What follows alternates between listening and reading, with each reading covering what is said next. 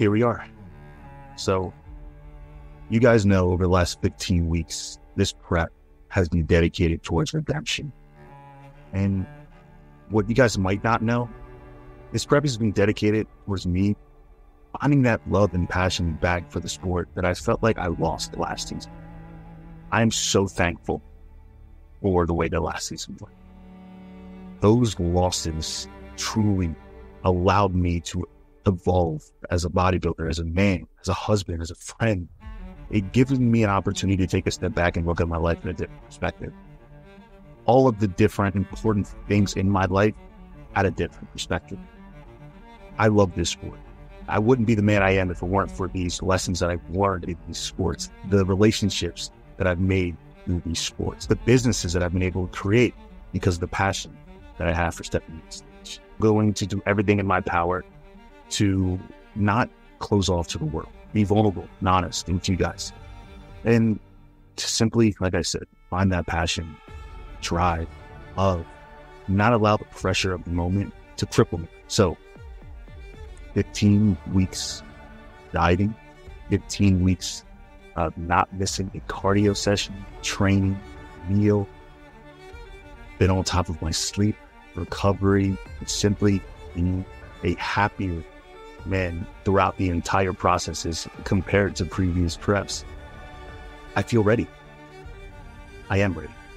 And with that, I told you guys, I'm not picking a show until I am both physically and mentally ready to do just that. I didn't lock anything down for these past 15 weeks. But today, Sunday night, it's time. So with that being said, we are officially in peak week. This is the dark horse of the Olympics.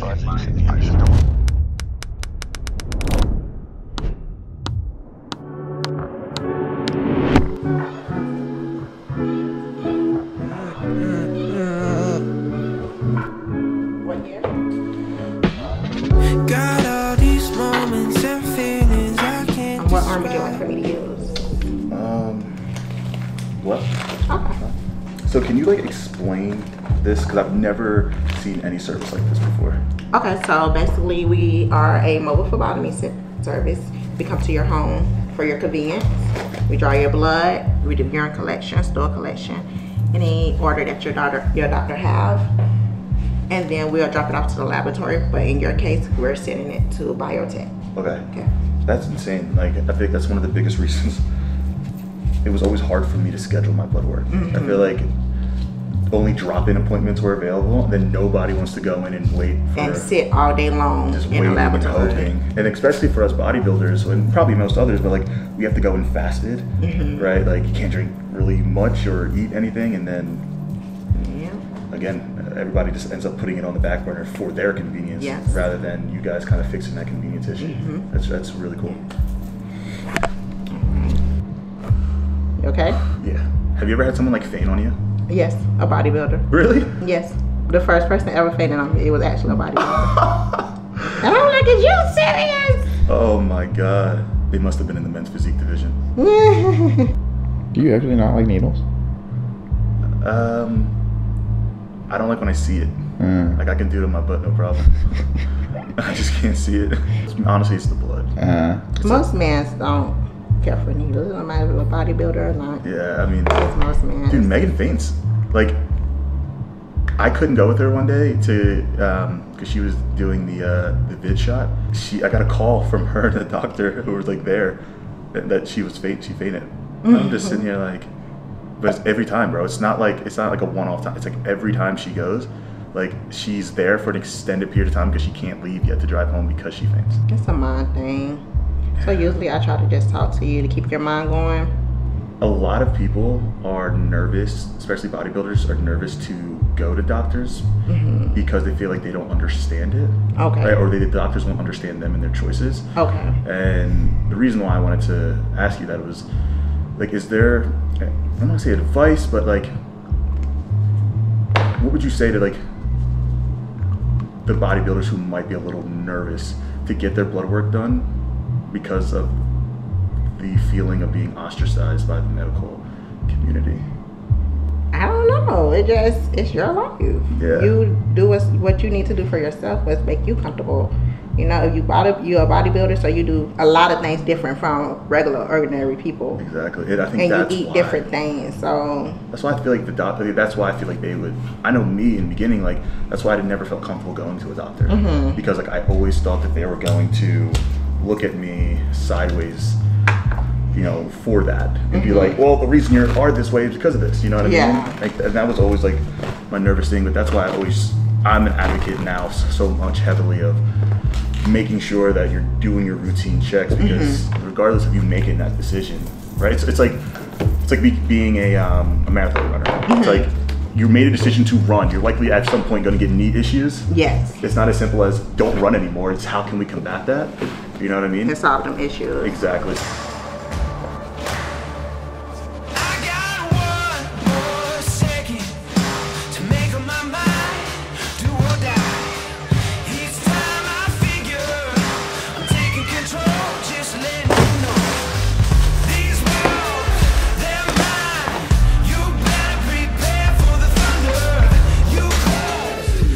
It's official. We just hit an all-time low of 231.8, which is officially under our weight cap. Now, I'm still getting used to saying that, but it's kind of crazy when you sit back and think that last year when I stepped on the Mexico Pro stage, I weighed 216 pounds.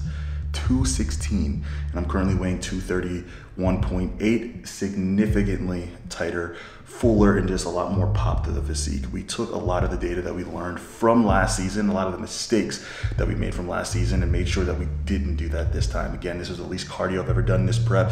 This was the most food I've ever eaten. I've never hit 0 carbs yet throughout the process of this prep, and honestly, this is truthfully the best I felt, looked, and even though we're flat and depleted because of our last handful of days of pushes, it doesn't change the fact that we are still significantly improved. And with me placing second, third at all these shows last season, knowing that I was a shell of myself, the confidence that I have going into the season with me knowing that I'm bringing my best is just a breath of fresh air. But all-time low this morning.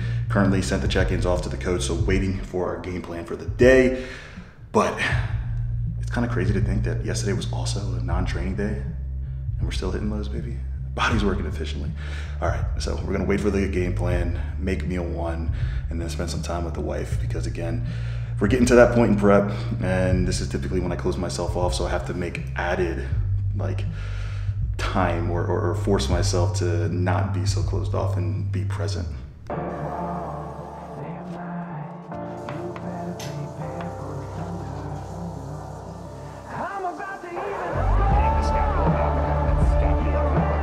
So we have 250 grams of ground beef, 270 grams of egg whites, 15 grams of peanut butter, and yes, the peanut butter in your ground beef, absolute game changer, and 30 grams of oatmeal. Today is a low day, all right? It's not a dig day, but it's a low day, so really not much changes outside of a little bit more rice in my pre and post workout meal, and then we have oatmeal in the morning, so that's really the only difference. Now, the one thing that is changing as we get closer to the show, so we're starting to water load a little bit, right? So we're starting to drink more and more water, closer to 2 gallons a day.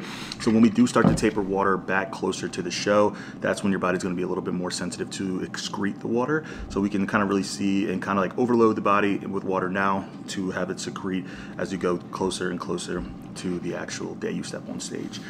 Now, truthfully guys, prep brain has been at an all-time high where putting sentences together is just simply not as easy as it was before, and just general fatigue, legs being tired, you know, just basically bedridden outside of my fitness activities. But right now I'm just gonna take this meal down, kind of turn my brain off, and just focus on executing the day, man. That's really been what this prep has looked like. We're getting on stage soon. We'll talk about that soon. Typically our date nights would consist of something to do with food, but because we are so close to the show, that cannot be the case. So we found like a new little thing that we like to do, go to a coffee shop, bring our computers, get work done, kind of just talk about what's going on in our lives, and caffeine, beautiful ladies, lady, woman, wife, you can't beat it. So we're just gonna relax, get some work done before we head back to the house and have another meal and get our ass to the gym. So this isn't the most bodybuilder thing in the world. So I brought a shaker cup filled with coffee and my low-calorie creamer because I didn't trust the fact that they had low-calorie creamer here. And being so close to a show, I don't want to kind of change any variables up. I wanted to keep things extremely consistent. And then of course, we got our other shaker here that has our water in it. So right now, relaxing, getting some client work done.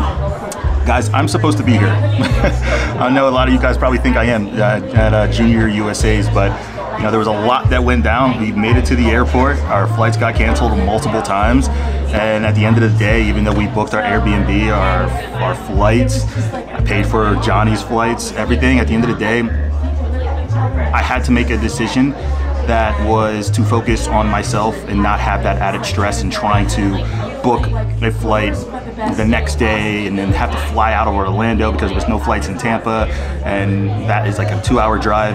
You know, it's not worth putting my body and mental through that stress this close to a show. So, you know, I'll talk about that later, but right now, just making sure that my clients are prepared, they are well equipped, we put a clean game plan together, and they look insane. So currently watching the live stream, and I'm going to be texting them feedback as it gets closer and closer to them getting on, and of course as I see them step across the stage.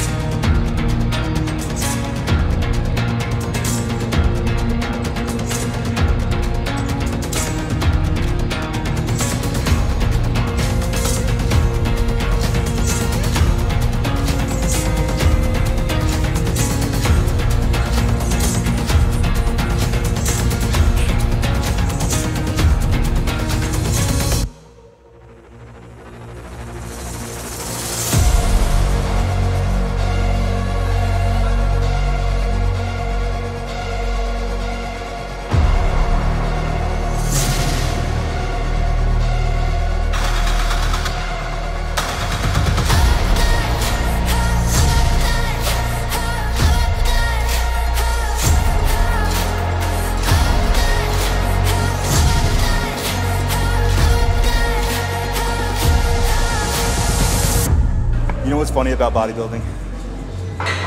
Most people think that this sport is more physical, right? They see the cardio, they see the training sessions, they see the suffering through food, but what they don't see necessarily is the internal battles that you're continuously having with yourself, especially as you get closer and closer and closer to a show. And I can confidently say this is the best I've ever been mentally in a prep. But it doesn't change the fact that it's still a civil war going on in my head, day in and day out. Every single check-in, every single mirror that I walk by, every single training session. So many things accumulate on a day-to-day negatively that simply will force you to start to believe that you're not ready, that you should be doing more. That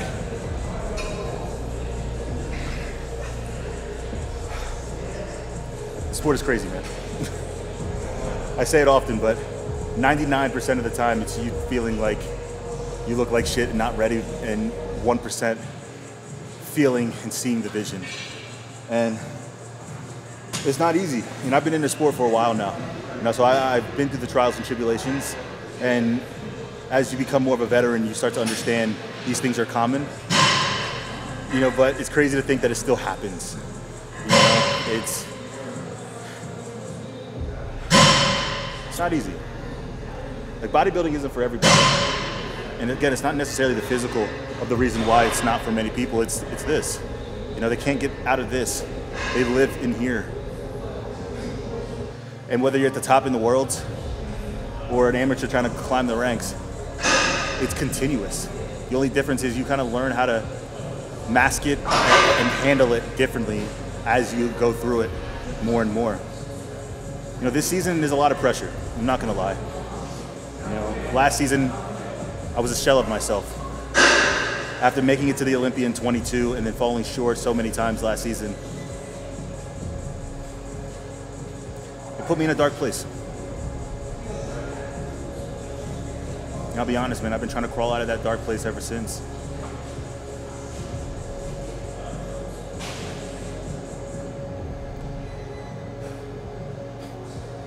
I love this sport so much, man. Through it all, I love this shit.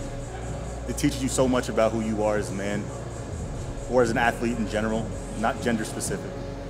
It teaches you so much about who you are. It forces you to look yourself in the mirror every single day, to ask yourself, are you really about this shit? How bad do you really want it? I say it all the time. Nothing's stopping me from walking down the street and go getting a burger right now. The only thing stopping me is my goal, knowing that I want to be the best in the world. And when I peel back all the layers, man, I just want this shit. I say it all the time, but I want it. I just want it, man. It's a good feeling knowing that you don't have to worry about anybody else. All right, you just gotta focus on you being the best version of yourself.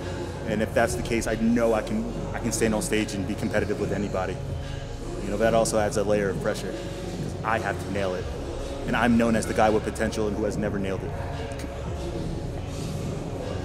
I'm tired of that potential shit. This season, we maximize it. We're gonna maximize it. We are officially 5 days out from stepping on stage in Louisiana at the Optimum Classic to kick off the 2024 season. This is my redemption season. This is the start of it all. Guys, I can say with a smile on my face and with confidence in my eyes, I'm not coming for second place. Now, regardless of whatever happens, the lessons that I've learned from last season truly have prepared me for all outcomes. But we plan for one outcome. You guys know what that is. It's time to get back to the Olympia stage by any means necessary. So show number 1 is Saturday, May 25th in Louisiana. Guys, get ready because the show season has officially started. I'll see you guys on the stage.